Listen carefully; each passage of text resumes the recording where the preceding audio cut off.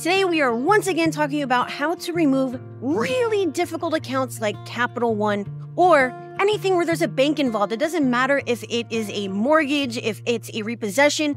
If there's a bank involved, you know for a fact, you cannot lie to me, you know for a fact that these things are really difficult, and if you don't know how to dispute them correctly, then you're not going to be able to get them removed in a reasonable period of time. And that is what we're going over today. So look at your screen right now. I do have permission from this client to use this without blocking their account numbers. We are looking at a Capital One charge-off. Now, as you can see, everything is all over the place. We have different date last active. We have a different date last paid. We have a totally incongruent payment history. And guess what?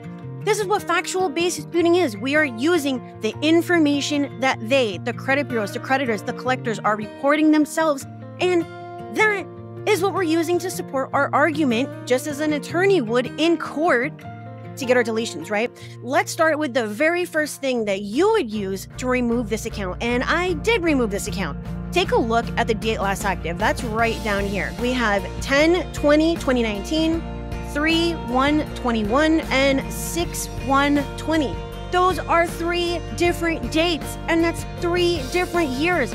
How the heck can you have 3 different years in the date last active? You know what this means? This means that this account will naturally be removed 3 different times.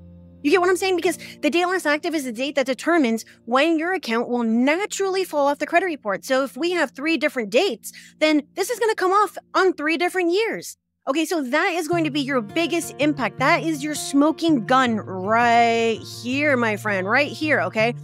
Now, if that doesn't work, because most of the time it's not going to when you're dealing with these very difficult accounts, stop believing, just pausing right there, stop believing these people when they're telling you that it is as simple as sending out 1 round of disputes, because if it were like that, it wouldn't go on your credit report to begin with.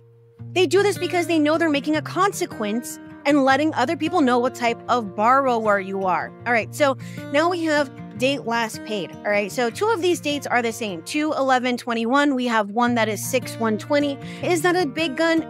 I wouldn't really say so. I would probably skip that, use that on round 3, and go over into payment history. Look at this. We have charge off, we have okay, but or down here, it's 150. You don't have to, unless you're colorblind, obviously. I mean, you can see the different shades. You can tell that this makes absolutely no sense, okay? If this information is coming from the same creditor, which it is, then why do we have such incongruent information? So the very first thing that you can do is go back to the very first late payment that you see, and just because we're dealing with a 2-year payment history, we're gonna choose August 2019. We're gonna say, hey, I paid on time, because guess what? They are not gonna be able to legally verify a late payment without furnishing a copy of the bank's bank statement showing that you did or did not pay on time, all right? So you can say, I paid on time on August 2019, delete this account. Don't say update. There's no way to update this. Delete this account for inaccuracy and false reporting, okay? Now, when it comes back and they say, oh, it's verified, blah, blah, blah, guess what?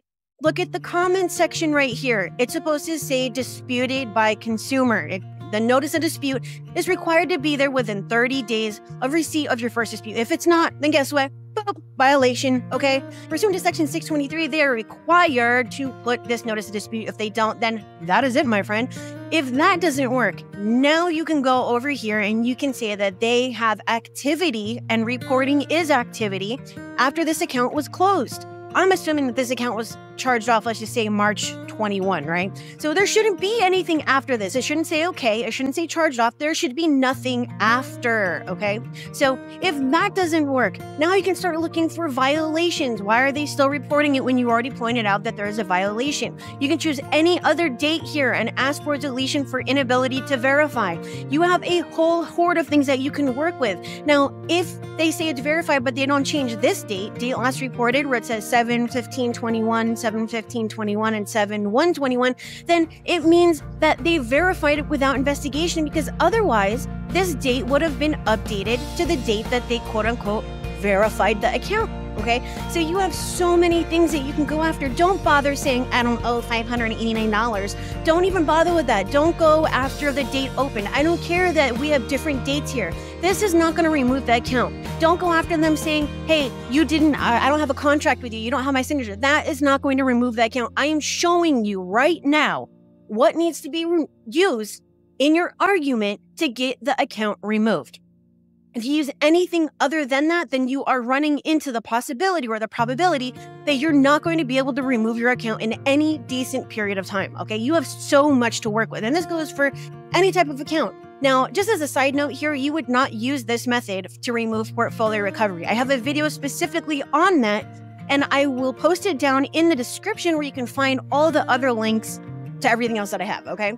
Just so you know how you would remove portfolio recovery, Midland, second round, all of those, you are going to be looking for a limit, a past due, and as well as payment history, okay? But unless you like physically paid to them, there should not be any payment history. And then you would actually go after date last active and then go down the hierarchy, all right? So that is it for today. This is how you remove charge-offs. This is how I remove charge-offs. This is how my clients get their charge-offs and their repossessions and their foreclosures and their late payments removed. And it's all using the facts that they, the credit bureaus, the creditors, the collectors, whatever, are reporting directly on their credit report. That, my friend, is called factual disputing. All right, so I will see you again tomorrow. I hope you have a great day. If you need my help and want to see if I can do a credit sweep for you, just use the link that you can see right at the top of the window and go to my740.com, schedule a call with me, and I will see if I can help. But otherwise, have a great day, have a great weekend, and I will see you later.